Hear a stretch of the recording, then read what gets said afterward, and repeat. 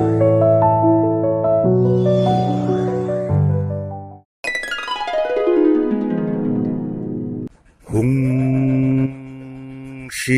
ꯃꯄꯨ ꯏꯕꯨꯡꯉꯣ ꯄꯣꯛꯄ ꯄꯣꯛꯂꯦꯟ ꯄꯣꯛꯄ ꯁꯥꯂꯦꯟ ꯁꯥꯠꯄ ꯏꯕꯨꯡꯉꯣꯒꯤ ꯌꯥꯊꯪꯅ ꯄꯨꯝꯅꯃꯛꯅꯤ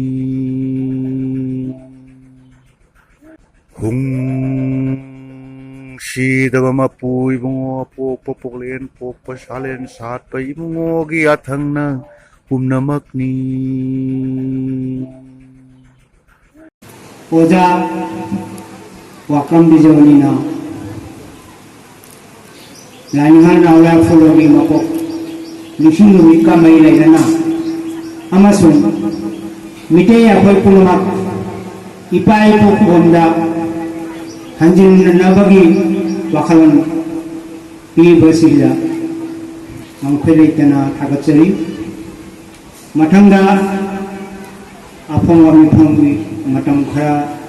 लौजरगा आरामना ओक्टोगी हम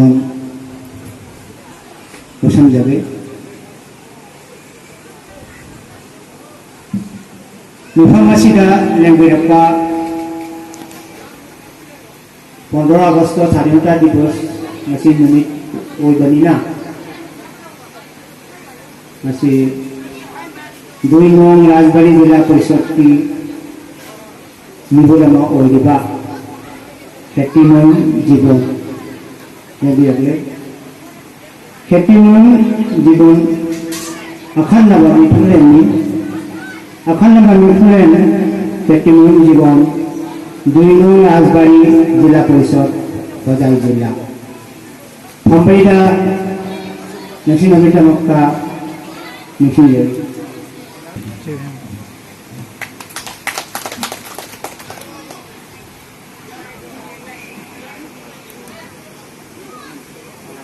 अखंड मिथुलेन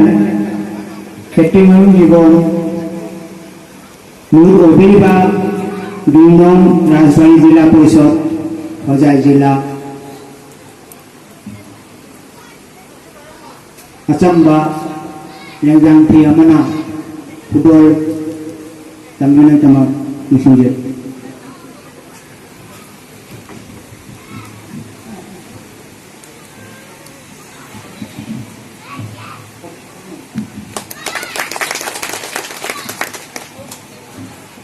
मठंगा फलो मसीदा yang bilapa apoy sanglen apo kamaruki ahan pangdal yang biliba apo ka maruk amasung apo ka laninda jamna wajarga apoy jugujan gosoragi pangabam tombabu ikai kulajari amasung pambaida yang sinamita makta likinjan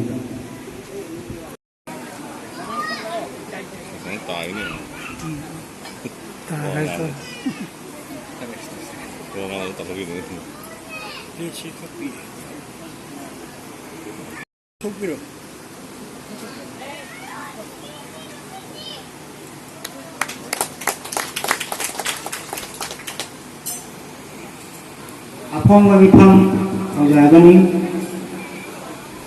matangga pakotseri ika panura mithung moyang yang mongti chaubihan tokak loy malam mite malu apong pemilu tamakta kosanjay manga masini masih jam berapa ini sejak kamden kamar itu ini jam jauh tara dona jam kurang ngom dah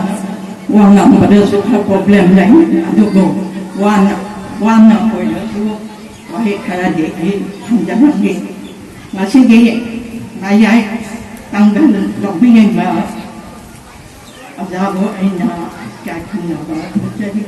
nói nana ahan tan thôi ahan Yunnan Incorporated Gakanama Uzani Matanga Katinayam Yibon Radali Dilla Paritsa Hojai Dilla Di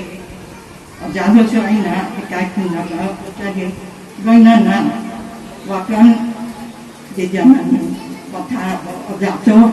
Hana Nagisu Apoy Mepangayada Yana Pagkakaya Kapiyak ka Ojami Ojabo so ay Gakanama Uzani Matanga Yunnan Tongdoan Principal Dokin Ojai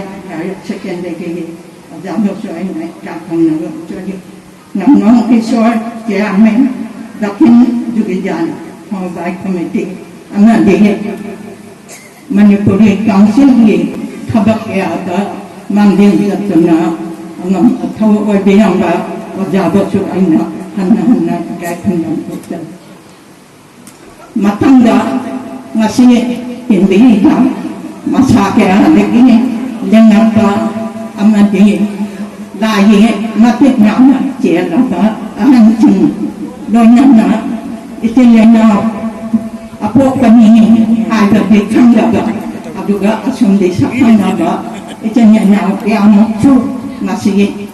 mutama sida deng diok ka sina ay faida gini na ngaji amasung mayang penamok su aina hana tagatai ngasinya lanyan gi zamaga kontak tagya chuba mako nami asiga mari lainana mahakiya tayong tawaka ganda pawi gano amasung mahakim rongga mangga pihiga wangang roina Hazana mayaksen tapi dia matangga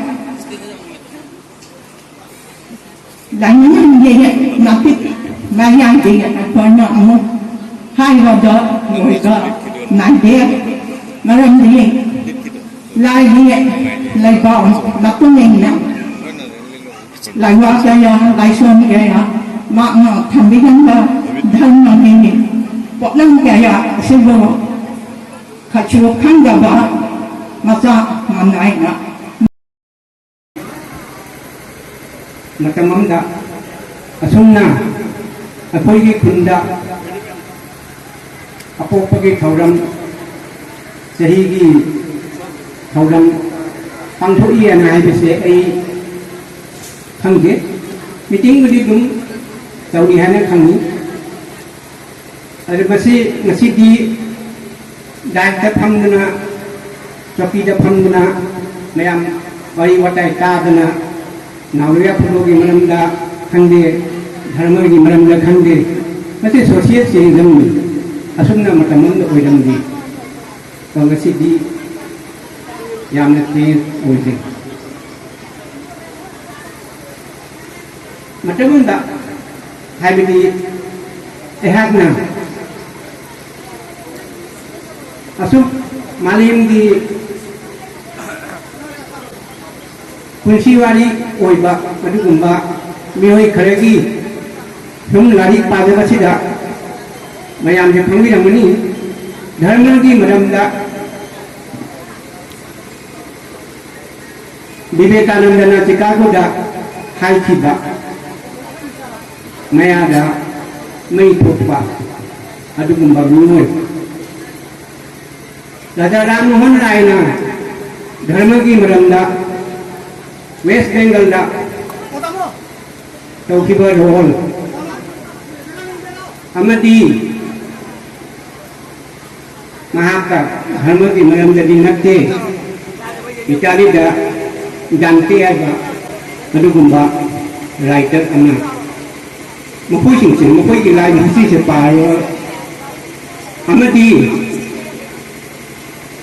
Mr. Singh, Dharma ko pasar tawiba. Niyo puno magkipunsi wali se paru laga. Mapoy gi aham ba punsi se. Yamna awa ba struggle oi ba. Ang pa struggle ꯑꯣꯏꯔꯕ ꯃꯤꯅ